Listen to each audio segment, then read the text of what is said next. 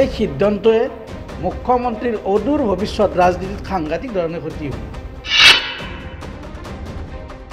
গরু মাংস কুকুরেও খায়, বাঘেও খায়, খ্রিস্টান বুদ্ধিষ্ট দক্ষিণ ভারতের বহু অন্য ধর্মের মানুষে গৌ মাংস অতীতরে পরায়। গৌ মাংসর জড়িয়তে নিষিদ্ধ করে হিমন্ত বিশ্ব শর্মা ইসলাম ধর্মীয় লোকসকলক সাংঘাতিক ধরনের উপকৃত করেছে। আমি এই যেটো মুখ্যমন্ত্রী মহোদয় কেবিনেটত সিদ্ধান্ত ললে সিদ্ধান্তটোক মই এজন ইসলাম ধর্মীয় লোক হিসাবে মই আদৰণি জনাইছোঁ, কিন্তু আদৰণিৰ লগতে মুখ্যমন্ত্ৰীৰ কাৰণে মই দুখ প্ৰকাশ কৰিছোঁ। এই সিদ্ধান্তয়ে মুখ্যমন্ত্ৰীৰ অদূৰ ভৱিষ্যৎ ৰাজনীতিত সাংঘাতিক ধৰণে ক্ষতি হ'ব। কাৰণ গৌ মাংসৰ লগত ইছলাম ধৰ্মৰ কোনো সম্পৰ্ক নাই। গৰু মাংস কুকুৰেও খায়, বাঘেও খায়, খ্ৰীষ্টান বুদ্ধিষ্ট দক্ষিণ ভাৰতৰ বহু অন্য ধৰ্মৰ মানুহে গৌ মাংস অতীতৰে পৰাই এক খাদ্য হিচাপে ব্যৱহাৰ কৰি আহিছে। গৌ মাংসৰ জড়িয়তে নিষিদ্ধ কৰি হিমন্ত বিশ্ব শৰ্মা ইছলাম ধৰ্মীয় লোকসকলক সাংঘাতিক ধৰণে উপকৃত কৰিছে। এক নম্বৰতে উপকৃত হৈছে গৌ মাংসৰ পৰা বিভিন্ন বেমাৰ আজাৰ সৃষ্টি হয়। আপোনালোকে যাব বিভিন্ন হস্পিটেলত 75% ইছলাম ধৰ্মীয় লোকক আপুনি দেখা পায় বিভিন্ন বেমাৰ আজাৰ লৈ।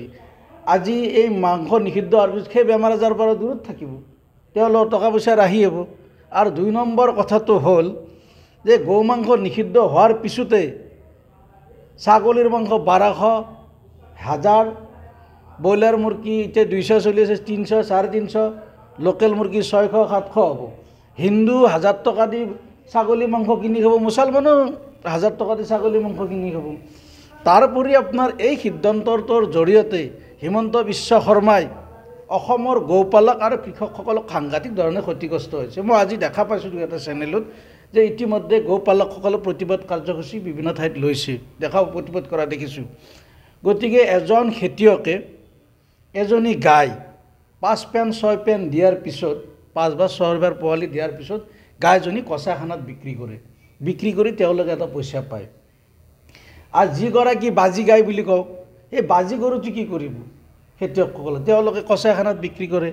এজন খেতিয়কে এগাল হালোৱা গৰু 5, 6, 7 বছৰ হাল বোৱাৰ পিছত সেই গৰু হাল কচাইখানাত বিক্ৰী কৰি তেওঁলোকে এটা পইচা পায়। তাত আকৌ কাৰণে সংযোগ কৰি তেওঁলোকে এগাল নতুনকৈ হালোৱা গৰু কিনি আনে।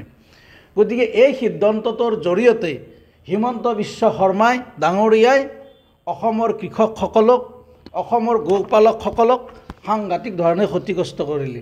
তেওঁ চাগে এই সিদ্ধান্তটো লোৱাৰ আগতে লাভ কিমান লছ কিমান এই কথাটো চিন্তা কৰা নাছিল কিজানি।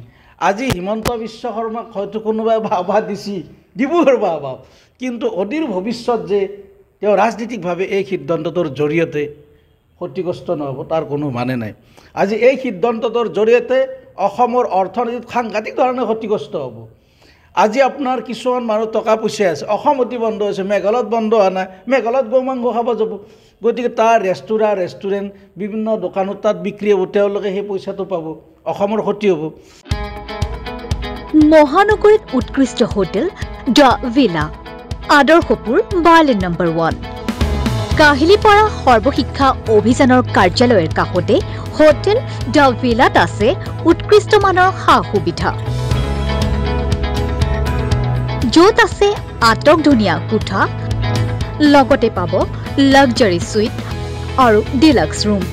তদুপৰি ৰেষ্টুৰেণ্টত পাব আপোনাৰ মন পচন্দৰ সুস্বাদু খাদ্য আৰু পাব বাৰ আৰু ছুইমিং পুল। দ্য ভিলাত পাব আপুনি নৈসংগিক পৰিৱেশ আৰু সুস্বাদু খাদ্যৰ সম্ভাৰ।